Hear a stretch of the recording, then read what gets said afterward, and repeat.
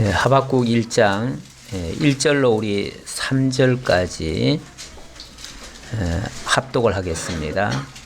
선지자 하박국이 묵시로 받은 경고라. 여호와여, 내가 부르짖어도 주께서 듣지 아니하시니 어느 때까지리까? 내가 강포로 말미암아 외쳐도 주께서 구원하지 아니하시나이다. 어찌하여 내게 죄악을 보게 하시며 폐악을 눈으로 보게 하시나이까? 겁탈과 강포가 내 앞에 있고 변론과 분쟁이 일어났나이다. 아멘. 제가 조금 더 읽어볼게요. 13절에 보면 주께서는 눈이 정결하심으로 악을 참아보지 못하시며 폐역을 참아보지 못하시거늘 어찌하여 거짓된 자들을 방관하시며 악인이 자기보다 의로운 사람을 삼키는데도 잠잠하시나이까. 그리고 14절에서도요. 주께서 어찌하여 사람을 바다의 고기 같게 하시며 다스리는 자 없는 벌레 같게 하시나이까. 어찌하여 제가 지금 3번 읽어드렸습니다. 이 어찌하여라는 이 표현은 하박국의 굉장히 안타까운 그 마음이 잘 배어있는 말씀이에요. 어찌하여 이렇게 보게 하시나이까? 또 잠잠하시나이까? 벌레 같게 하시나이까? 이렇게 반문하듯이 뭔가 질문을 하지요. 이 말은 지금 하나님께서 우리를 향해서 하시는 이 모든 일들이 도무지 이해가 안 됩니다. 나로서는 도저히 동의할 수 없습니다. 그 뜻이죠. 그래서 하나님이 하시는 일에 대해서 자기로서는 도저히 동의가 안 돼요. 그래서 그 17절 끝에 보면 이런 말이 나와요. 그가 그물을 떨고는 계속하여 여러 나라를 무자비하게 멸망시키는 것이 옳으니까. 이거는 이제 마지막으로 어떻게 보면 더 크게 하나님 앞에 마치 하나님을 혼내듯이, 하나님, 과연 이게 옳은 겁니까? 과연 이게 최선입니까? 이게 하나님이 하시는 정당한 일입니까? 하나님 의로우신 분이 정말로 이르셔도 됩니까? 뭐 이런 뜻이죠. 하나님에 대한 강력한, 어찌 보면 항변이에요. 하나님이 하시는 일에 대해서 자기로서는 도저히 이해할 수 없다는 거예요. 동의할 수 없다는 거예요. 어떻게 이것이 하나님이 하시는 일이냐는 거예요. 왜 이런 말을 하죠? 하나님께서 당신의 백성 이스라엘을 선민이라고 하시면서, 내가 택한 나의 백성이라고 하시면서, 그 백성이 저 악한 바벨론에 의해서 침략을 당하는데, 그것도 한 번도 아니고 3번이나 당하고, 사실은 그 전에 또 애굽에 의해서도 그렇게 침략을 당했고, 뭐 계속해서 나라가 어려운 일을 반복적으로 당했지요. 그런데 그럴 적마다 하나님의 따뜻한 손길은 별로 보이질 아니하고, 계속해서 이스라엘 백성들은 구렁텅이로 빠져들어가요. 백성들은 점점 더 죄악 속에 빠져들어가고 폐역을 행하게 되고, 그리고 대적들은 점점 더 악하게,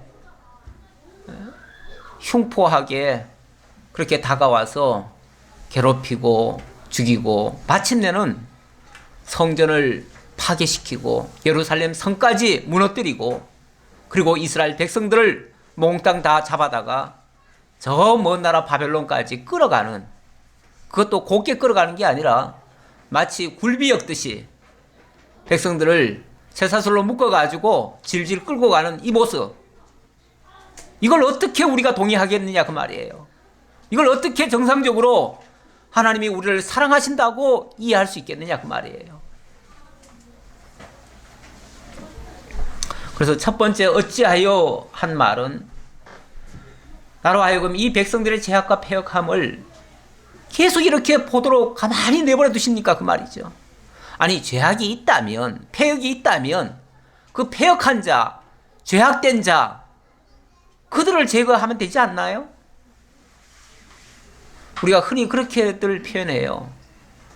하나님은 왜 에덴 동산을 그렇게 멋지게 만들어 놓고 거기다가 선악과를 만들어 놓고 또 뱀을 만들어 놓고 그 뱀으로 하여금 선악과를 따먹게 했는가? 그 선악과만 없어도, 그 뱀만 없어도 인류가 이렇게 죄악 속에 빠지지는 않았을 텐데, 이렇게 멸망에 처하지는 않았을 텐데, 아니 하나님이 도대체 무슨 목적으로, 무슨 억하심정으로 그 뱀을 만들어 가지고 우리를 이렇게 고통에 빠뜨리고 온 인류가 다 죄 아래 빠지게 하셨는가? 진정 하나님은 그 뱀 하나도 막을 능력이 없었던가? 이렇게 반문하는 사람들이 가끔 있어요. 제 말이 아니고요. 그렇게 질문하는 사람들이 많이 있어요. 사실 이 세상을 바라보면 때때로는 정말 어찌하여 이 말이 탄식처럼 나올 때가 있어요. 너무 때로는 한심스럽고 너무 정말 부당하고 너무 사람들을 힘들게 만드는, 도무지 이해하기 힘든 그런 일들이 많이 벌어져요. 그것 때문에 왜 하나님이 이런 불합리한 일들을 있게 하시는가 라고 반문할 수밖에 없어요. 이거는 이제 자기 백성들의 그 잘못된 내용, 조금 전에는 이 백성들의 죄악과 패역을 얘기했는데 그들이 겁탈과 강포와 변론과 분쟁이 있었다 그랬는데, 그런 것 좀 하나 못 막아주시냐 그 말이죠. 하나님이. 사람들이요, 자기들끼리 싸우면서도 마지막에 가면은 화풀이는 전부 다 하나님께 향합니다. 교회 안에서도 가끔씩 성도들끼리 뭐 의견이 다툼이 있을 수 있어요. 이따가 보면은 그거 가만 내버려 두면 나중에 가보면은 목사한테 다 화살이 와요. 뭐 어떻게 했길래 성도들이 이렇게 되도록 내버려 뒀느냐 이런 뜻이죠. 최종 책임자는 아무래도 우리 하나님께로 돌아가요. 모든 책임은 하나님께로 돌아가요. 그래서 자기들이 잘못해놓고도 그 책임은 하나님께 미루는 거죠. 자, 이런 모습. 두 번째는 또 어찌하여 했는데, 하나님은 눈이 정결하심으로 악을 참아보지 못하시며 패역을 참아보지 못하시거늘 어찌하여 그 거짓된 자들을 가만히 내버려 두십니까? 그걸 방관하십니까? 그 얘기예요. 하나님 거룩하신 분이라면서요. 의로우신 분이라면서요. 그런데 왜 저 악한 자들을 가만히 내버려 두냐 그 말이에요. 그들이 그 못된 짓 하는데 사람을 막 의로운 사람들을 삼키는데도 왜 가만히 내버려 두냐? 왜 잠잠하시나이까? 이렇게 반문했어요. 거기다가 또 더 이해가 안 되는 것은, 그래 이스라엘 백성들은 좀 철없고 좀 어리석고 좀 미련해가지고 범죄한다고 칩시다. 그런데 왜 저 악한 자들, 어찌 보면 이스라엘보다 훨씬 더 악하고 훨씬 더 못됐고 훨씬 더 심판받아 마땅한 저 갈대아인들, 무지막지한 그들을 통해 가지고 이스라엘 백성들을 혼내주냐 그 말이에요. 만약에 비교로 말하면 이스라엘 백성들의 죄가 예를 들어서 5라고 한다면 한 8이라고 합시다. 8이라고 한다면 그러면은 저 갈대아 사람들의 죄는 9, 10이 될 텐데 어떻게 더 악한 자를 먼저 심판하는 게 아니라 더 악한 자를 들어다가 그나마 비교적 덜 악한 우리를 이렇게 심판하실 수가 있습니까? 우리가 아무리 잘못했고 아무리 망할 짓을 했다고 쳐도 그렇다고 해서 어떻게 우리를 이렇게 망하도록 내버려 두실 수가 있습니까? 그 말이죠. 그러면서 저 악한 무리들이 와가지고 무지막지하게 우리를 잡아가고 끌어가고 정말 죽이고 성을 다 파괴하고 성전을 다 망가뜨리는데도 하나님 가만히 계시는 게 이게 옳습니까? 하고서 지금 하나님 앞에 지금 대드는 소리예요. 이 하박국의 말은 하박국 혼자의 말이 아니라 어쩌면 이스라엘 전체 백성들을 대변해서 하나님께 지금 항변하는 그러한 목소리라고 말할 수 있습니다. 자, 이렇게 문제를 하나님 앞에 던져놓고 2장으로 가보면은 내가 내 파수하는 곳에 서며 성류에 서리라. 그가 내게 무엇이라 말씀하실는지 기다리고 바라보며 나의 질문에 대하여 어떻게 대답하시는지 보리라. 도대체 내가 이렇게 지금 하나님 앞에 따져댔는데 하나님 뭐라고 답변하실는지 한번 두고 보자. 하나님도 생각이 있으시면 바른 말씀을 해주시겠지. 만약에 거기에 말씀 안 하시면 그럼 도대체 하나님 살아계신 건가? 나 하나님 더 이상 인정 못하겠어. 이런 식의 아마 그 마음이 담겨 있을 거예요. 우리도 세상에서 너무 답답한 일을 당하다 보면은 하나님 도우셔서 우리를 이 고난에서 건져 주십시오. 그렇게 기도했는데 아무 응답 없어요. 그럼 도대체 하나님 살아계신 건가? 살아계시다면 이러실 수가 있는가? 하고 나 더 이상 하나님 못 믿겠어. 이렇게 나갈 수도 있어요. 어쩌면 지금 하박국의 마음은 그런 심정일 수 있어요. 하나님, 내가 이렇게 하나님께 항변했는데 하나님 도대체 뭐라고 말씀하실래요? 아마 하박국은 자기가 가장 합리적으로 가장 정당하게 가장 옳은 말을 자기는 했다고 생각했을 거예요. 아마 이 정도 말했으면 하나님도 하실 말 없을 것 같아요. 아마 그렇게 어디 한번 두고 보자 하잖아요. 두고 보자. 하나님 뭐라고 말씀하실는지 두고 보자. 감히 하나님과 지금 맞대응해가지고 하나님의 항복, 아유 내가 잘못했다. 내가 너 그렇게 어려운 줄도 모르고 이렇게 나올 줄로 아마 기대했던지도 모르겠어요. 하나님이 잘못했다고 빌 거라고 생각했는지 모르겠어요. 그런데 2절에 보니까 여호와께서 내게 대답하여 이르시되 너는 이 묵시를 기록하여 판에 명백히 새기되 달려가면서도 읽을 수 있게 하라. 이 묵시는 정한 때가 있나니 그 종말이 속히 이르겠고 결코 거짓되지 아니하리라. 비록 더딜지라도 기다리라. 지체되지 않고 반드시 응하리라. 하나님이 무슨 내용을 알려주셨어요. 그리고 이거를 온 백성들이 다 볼 수 있도록 아주 크게 쓰래요. 그래서 간판처럼 밖에다가 내걸으래요. 그래가지고 이 말씀이 이루어지는지 안 이루어지는지 두고 보라 그 말이죠. 하나님의 말씀 변함없이 반드시 하나님은 이루실 것이다. 하나님이 일찍이 언약하셨던 말씀 내용들 하나도 빠지지 않고 다 이루실 것이다.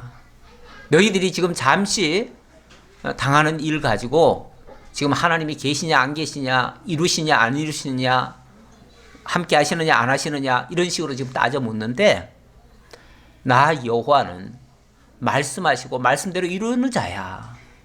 그러니 조금만 기다려봐. 내가 다 이루어줄 거야. 그 말이죠. 그러면서 이렇게 말합니다. 보라, 그의 마음은 교만하며 그 속에서 정직하지 못하나 의인은 그의 믿음으로 말미암아 살리라.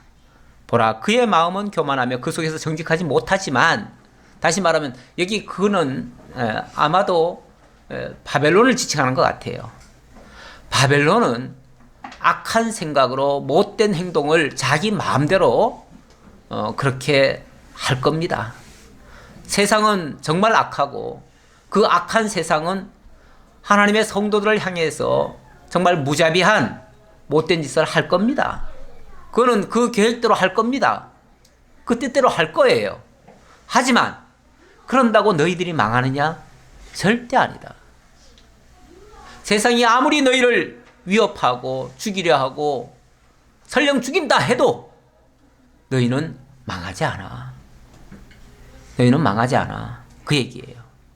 그러면서 의인은 그의 믿음으로 말미암아 살리라. 그의 믿음. 의인이 알고 깨닫고 믿고 있는 그대로 반드시 이루어져서 그는 그렇게 믿는 자들은 반드시 살 거야. 그 말이에요. 다시 말하면 하나님이 먼저 하신 약속의 말씀을 굳게 믿고 의심하지 않는다면 그는 틀림없이 다시 회복될 거야. 그 말이죠. 차라리 안 망하게 하면 제일 좋을 것 같은데요. 그렇죠. 우리 생각은 그래요. 우리는 에덴 동산에 그런 죄악된 요소도 없었으면 좋겠고요. 영원토록 거기서 그냥 낙원 상태에서 그 행복함을 계속 유지했으면 좋겠어요. 그렇게 했으면 좋겠는데 하나님은 어찌 보면 죄악된 상태 속에다가 끌어넣었다가 멸망이라고 하는 어찌 보면 에덴 동산에서 아담과 하와가 정령 죽으리라 한 것처럼 죄악에 빠져가지고 죽었다가 하나님이 다시 살려주는 것처럼 그런 과정을 하나님이 거치게 하신다는 거예요. 우리는 안 거쳤으면 좋겠는데 하나님은 거치게 하신다는 거예요. 그 거치게 하는 이유가 또 있지요. 이유는 조금 이따 설명 다시 드리고요. 자, 어쨌든 자, 악한 자들은 악한 행위를 계속 할 거예요. 앞으로 망하게 하는 일 점점 더 극심하게 할 수도 있어요. 하지만 그런다고 너희들 망하는 거 아니야. 그리고 의인은 반드시 다시 살 거야. 반드시 다시 살 거야. 자, 그 말씀을 하고 있어요. 자, 어떻게 그 의인이 믿음으로 말미암아 살 수 있는가? 여기도 이제 20절 한번 볼까요? 20절 끝에 한번 봅시다. 오직 여호와는 그 성전에 계시니 온 땅은 그 앞에서 잠잠할지니라 하시니라. 처음에 하박국이 그 의문을 던지고 항변하듯이 따져댄 거는요, 과연 하나님 살아 계십니까? 진짜 살아 계시다면 우리가 이렇게 망하는데도 그냥 내버려 둘 수 있습니까? 라고 질문을 한 건데, 나 여호와 살아 있어, 그 말이죠. 나 여호와 살아 있어. 어디에 살아 계셔요? 아니, 성전이 지금 파괴됐는데 원래 하나님은 어디 계신다고 믿죠? 원래 하나님은 성전에 계시다고 이스라엘 백성들은 굳게 믿었어요. 그래서 그 장소가 파괴되어지면 하나님도 있을 곳을 못 찾아가지고 방황하는 줄로 알아요. 그런데 우리 하나님 성전 없다고, 보이는 성전 없다고 하나님이 안 계십니까? 보이는 성전이 뭔데요? 예루살렘 성전이 뭔데요? 그까짓 거 돌과 흙과 나무와 쇠조각으로 만들어 놓은 그냥 하나의 건축물에 불과해요. 아무것도 아니에요. 그래서 처음 솔로몬이 성전 지어놓고 뭐라고 그랬냐면, 하나님은 상천하지의 하나님이신데 이 온 우주에 가득 채우고도 남을 만한 그런 분이신데 내가 지어놓은 이 조그마한 이 전 안에 어떻게 하나님을 내가 가둘 수가 있겠습니까? 어떻게 여기에 하나님을 모실 수 있겠습니까? 하나님은 너무 크시고 온 우주를 다 주관하시는 분이신데 어떻게 내가 그 하나님을 요 조그만 내가 성냥갑 같은 이런 집에다가 지어놓고 여기다가 하나님을 모실 수 있겠습니까? 그렇기 때문에 나는 하나님의 이름을 여기에 두겠습니다. 하나님의 이름을. 그래서 이 전은 바로 하나님의 이름이 있는 곳입니다. 하나님의 이름 여호와, 언약대로 이루시는 여호와. 그래서 세계 어디에 가든지 무슨 일을 당하든지 이 하나님의 절이 있는, 하나님의 이름이 있는 이곳을 향해서, 결국 하나님의 이름을 향해서죠. 그 이름을 향해서 우리가 기도하거든 하나님은 있는 그곳에서 들으시고 우리의 기도를 들어주세요. 이렇게 기도를 했어요. 하나님은 사람이 만들어 놓은 어떤 집, 그 집 안에 갇혀 계실 분이 아니에요. 오히려 하나님은 영원한 당신의 성전이 있어요. 당신이 계시는 영원한 집이 있어요. 따로 있어요. 그건 이 지상에 있는 집이 아니에요. 그래서 나 여호와는 여전히 어디 계시다? 성전에 계시다. 신약적 개념으로 말하면 그 성전이 참 성전이 바로 예수 그리스도가 되시고 하나님께서는 또 우리를 그리스도 안에 있는 우리들을 성전 삼으시겠다고 했어요. 성전 삼으시겠다는 말은 우리와 함께 계시겠다는 얘기예요. 하나님이 멀리 따로 떨어져 계신 게 아니라 그래서 우리가 그 하나님의 영역을 벗어나면은 마치 하나님이 관여 안 하는 것처럼 이렇게 생각하는 게 아니라 아예 우리와 함께 하시겠다는 거예요.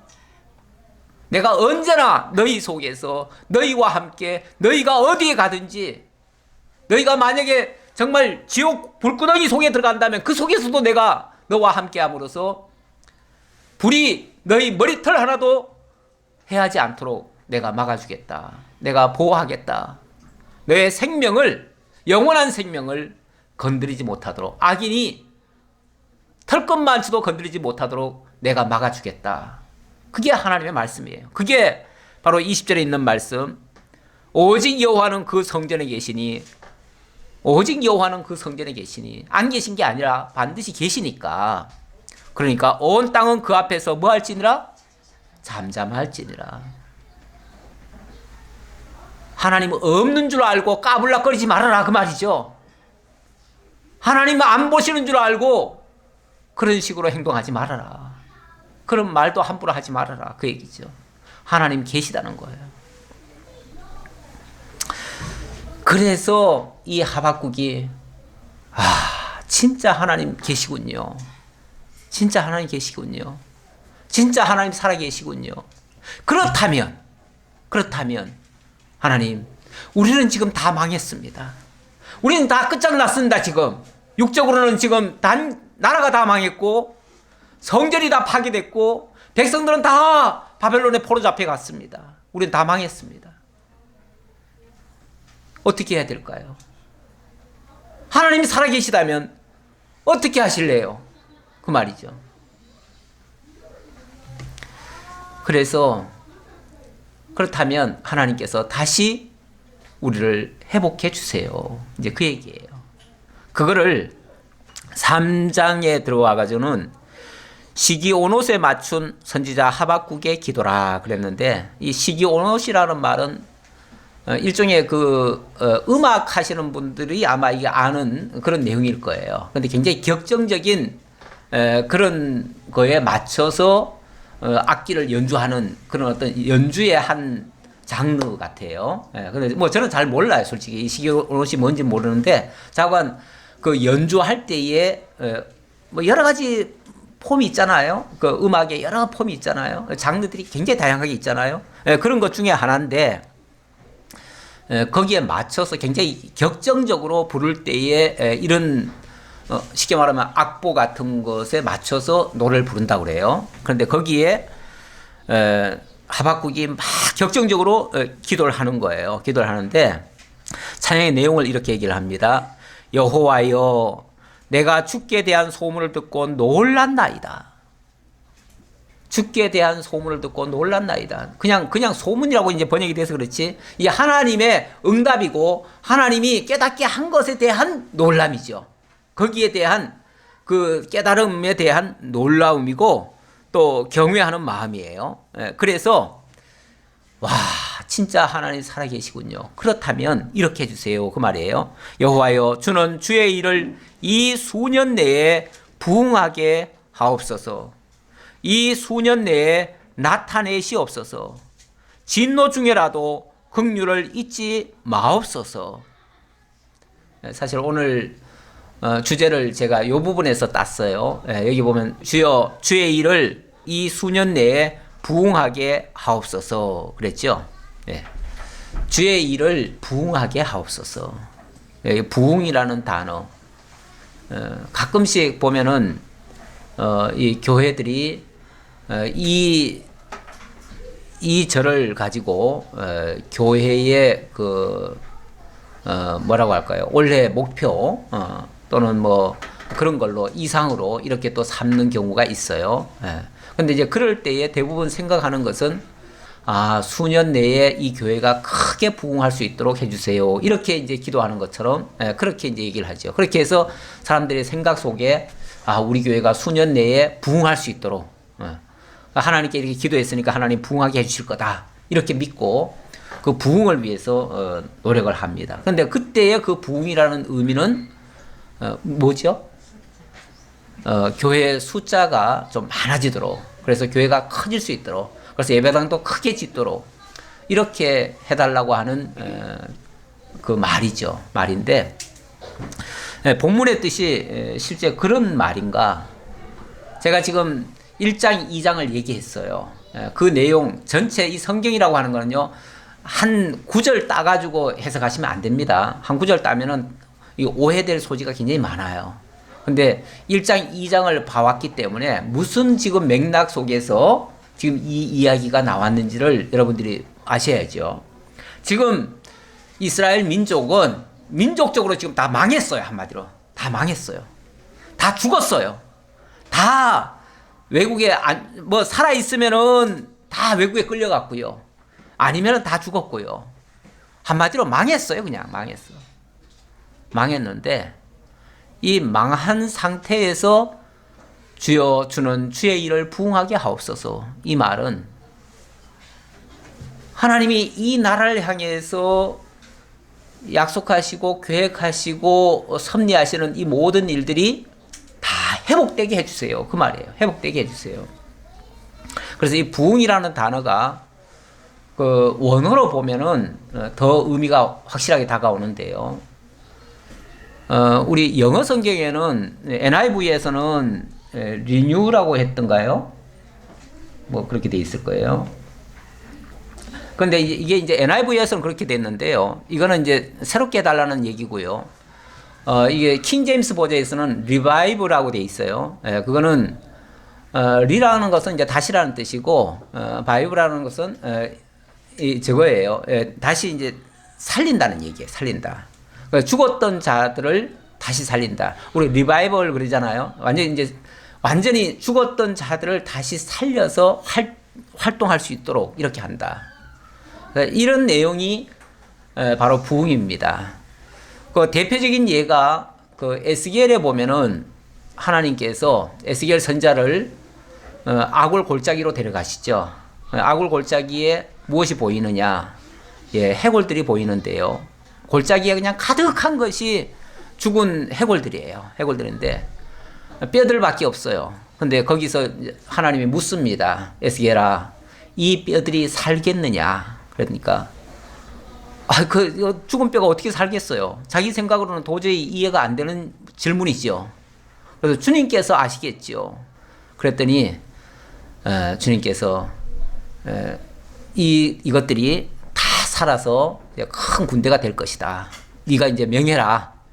그래서 에스겔이 명하니까 그 죽었던 뼈들이 다 갑자기 따닥따닥 맞춰져요. 맞춰지더니 거기에 살이 붙어요. 살이 붙더니 큰 군대를 이루어요. 그게 바로 이스라엘 백성들의 회복이고, 여기서 말하면 그게 부흥이에요. 부흥이에요. 하나님이 이렇게 해주시겠다는 약속을 지금 하박국 선자에게 하셨고, 또 제가 에스겔 얘기를 했으니까 에스겔 선자에게도 그 환상을 보여주시면서 이제 그렇게 회복해 주실 것이라고 하는 약속을 하셨어요. 그러니까 여기 부흥이라고 하는 말은 이게 바로 주의 일이에요. 주의 일인데, 주의 일이 우리 주님께서 하시는 일, 가장 많이 하시는 일이 뭐냐면요, 죽였다가 살리는 일이에요. 우리 주님이 하시는 일이 그런 일이에요. 우리 예수님도 이 땅에 오셔가지고 하늘 보좌의 영광에 계시던 분을 이 땅으로 끌어내리셔가지고 어떻게 하셨습니까?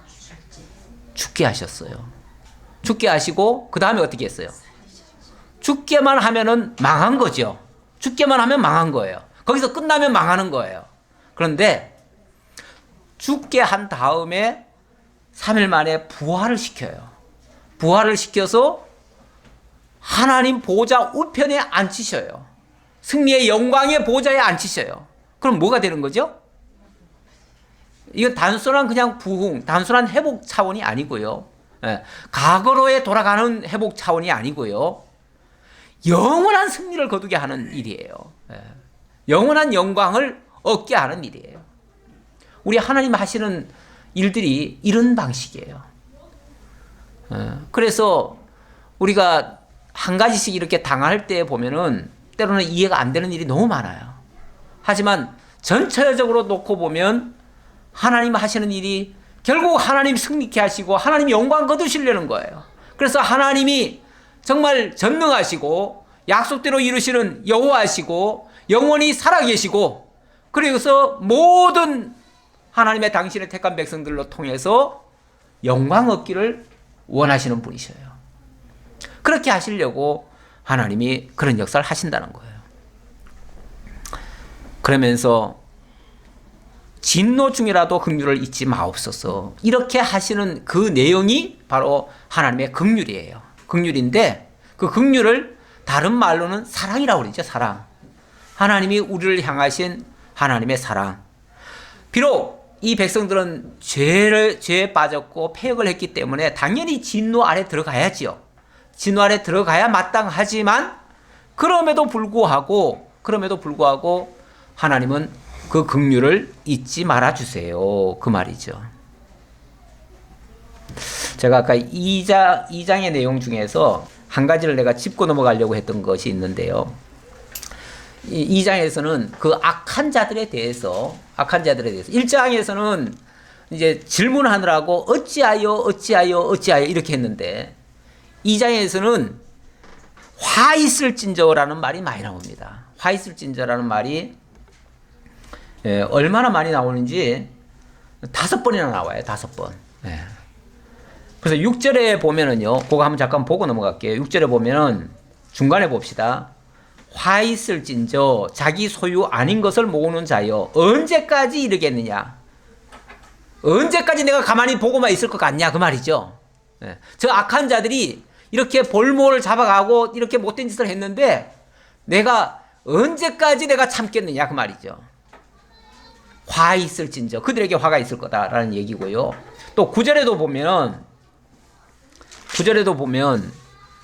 재앙을 피하기 위하여 높은 데 깃들이려 하며 자기 집을 위하여 부당한 이익을 취하는 자들에게 화 있을진저, 이거는 그 재앙을 피하겠다고 자기 수단 쓰고 방법 쓰던 자들, 그들에게도 화가 있을 것이다 라고 얘기를 했고요.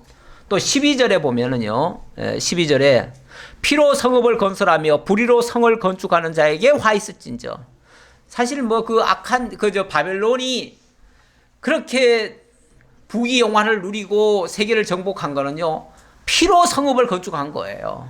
그들에게 반드시 하나님의 심판이 있을 것이다. 세계 역사에서도 보면요, 모든 제국들 중에서 멸망하지 않는 제국은 하나도 없습니다. 피로 건설한 자들 다 피로 멸망을 당했습니다. 지금까지 역사가 그래 왔어요. 우리 하나님 반드시 이 바벨론도 피의 심판이 있을 것이다 라는 얘기고요.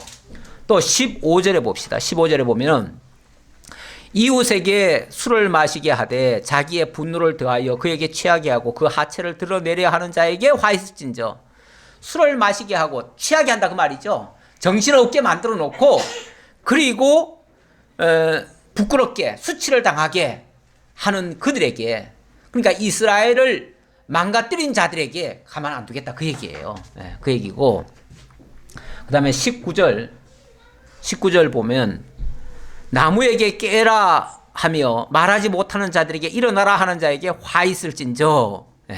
얘기는 나무, 쇠, 뭐 이런 것들은 뭐냐면은 돌, 이런 것들은 우상을 얘기하는 거예요. 우상. 사람들이 어려우면요, 자꾸만 어딜 찾아가냐면 우상을 찾아가요. 그게 마치 돌파구가 되는 줄 알고, 우상이 자기네들이 그 위기에서 탈출시켜 줄 줄 알고, 그래서 우상에게 도피하는데 우상은 결코 너희에게 도움 안 된다. 오히려 너희를 유혹해서 결국은 망가뜨릴 뿐이다. 더 망가뜨린, 완전히 망가진 거를 갖다가 더 완전히 회복도 안 되도록 만들 것이다. 그 얘기예요. 우상은. 그런데 우리 하나님 여호와는 그 성전에 계시다.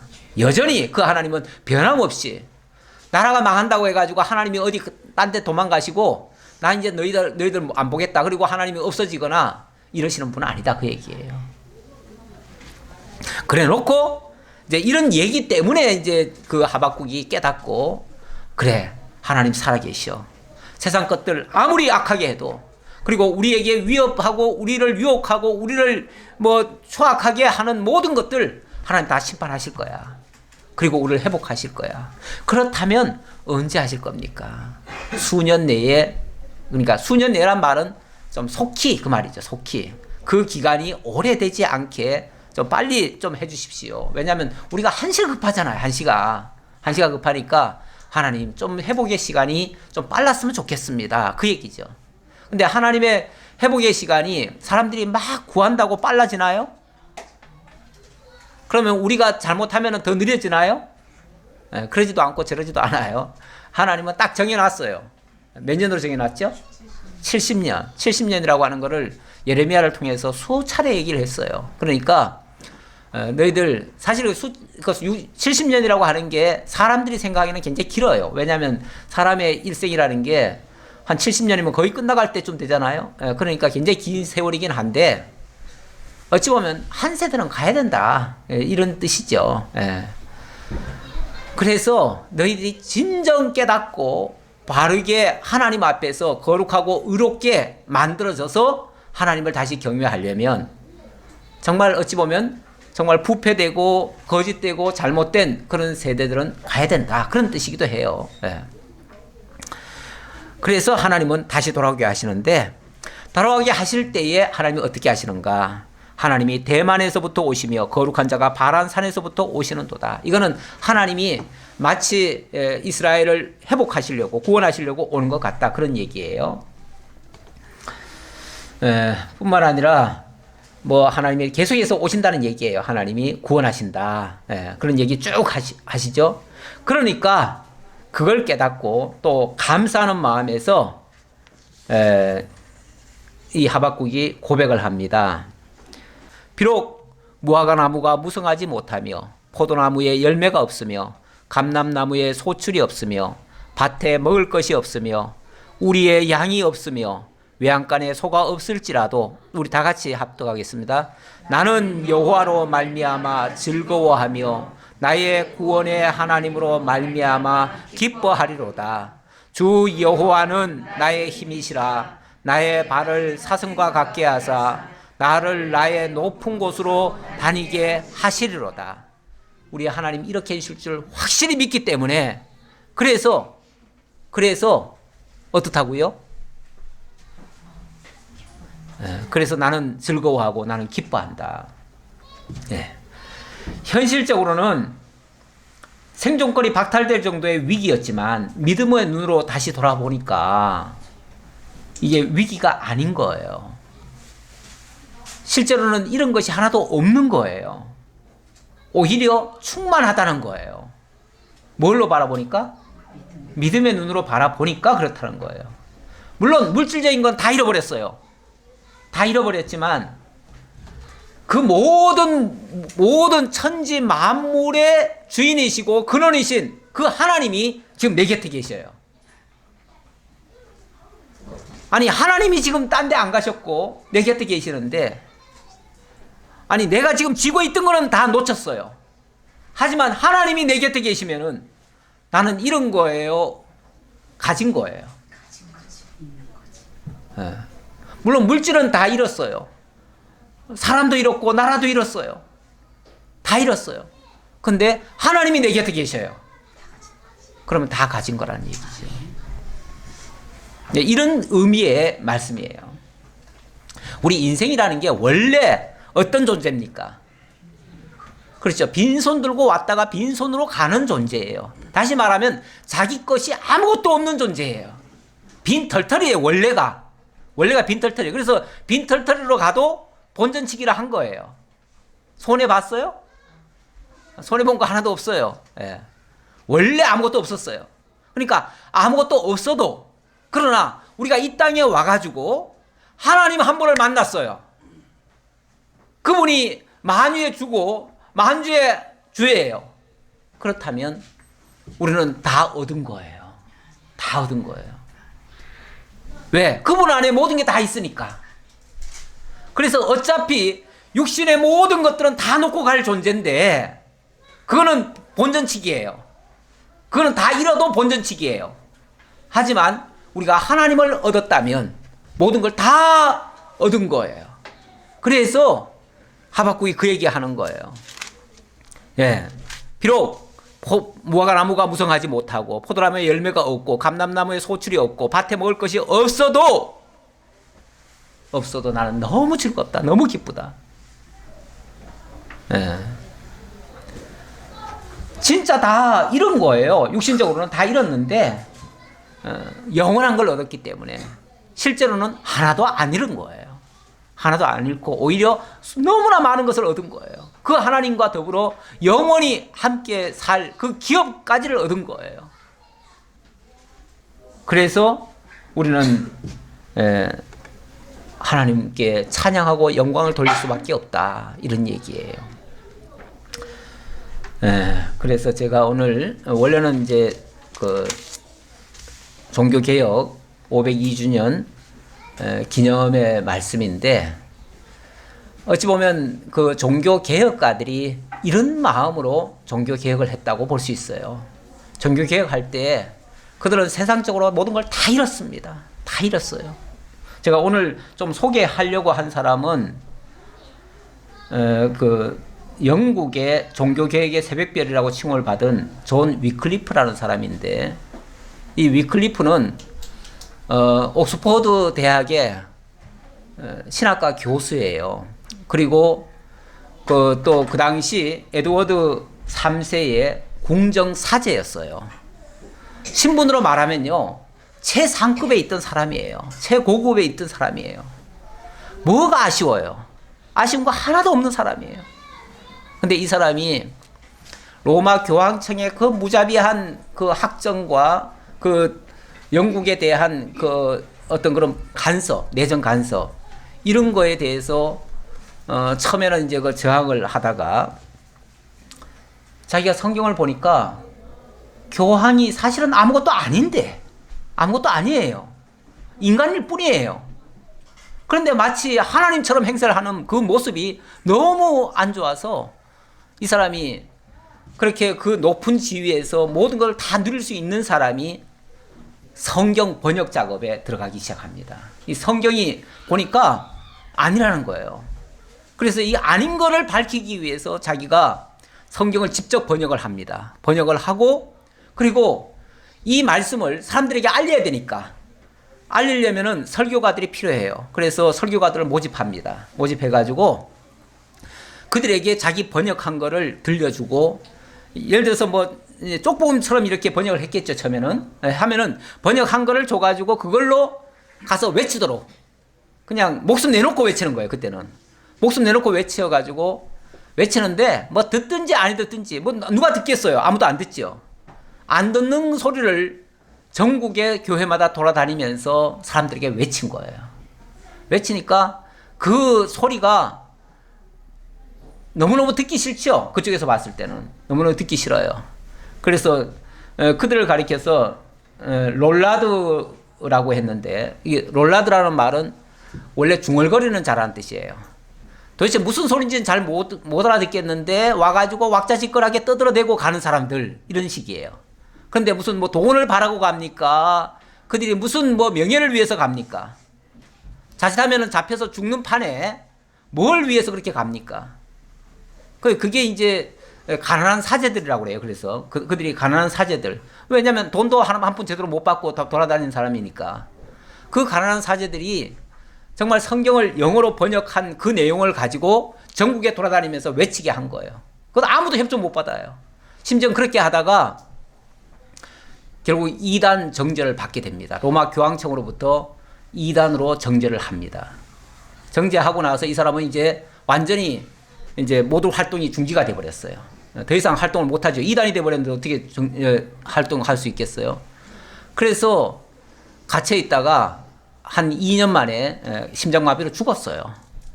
죽었는데 그렇게 해서 끝나나 싶었어요.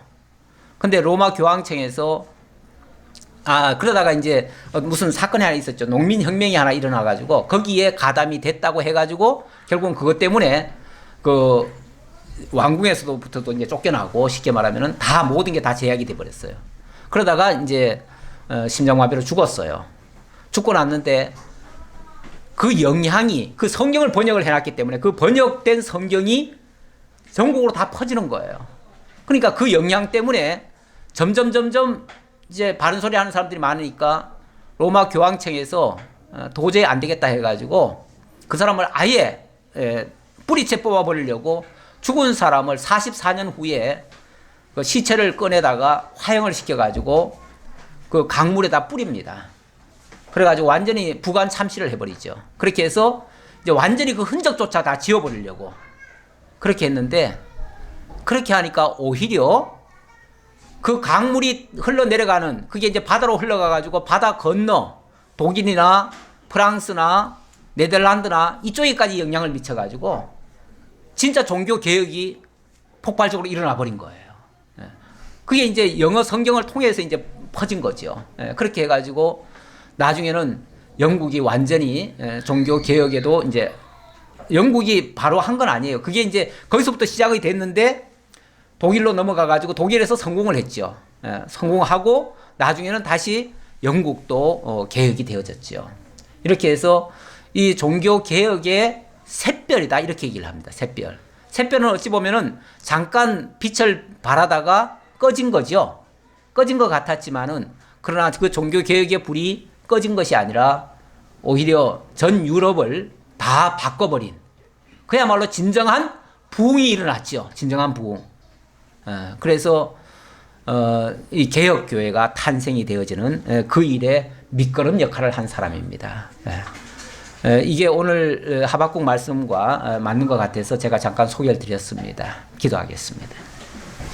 아버지 하나님 감사합니다. 우리 하나님께서 502년 전에 마틴 루터를 통해서 종교개혁이 성공되도록 하시고 그로 말미암아 오늘날 이 개혁교회가 참되신 하나님, 살아계신 하나님을 바르게 깨달아 알고 믿고 그로 말미암아 온전한 회복, 온전한 부흥, 온전한 구원에 참여하게 하심을 참으로 감사드립니다.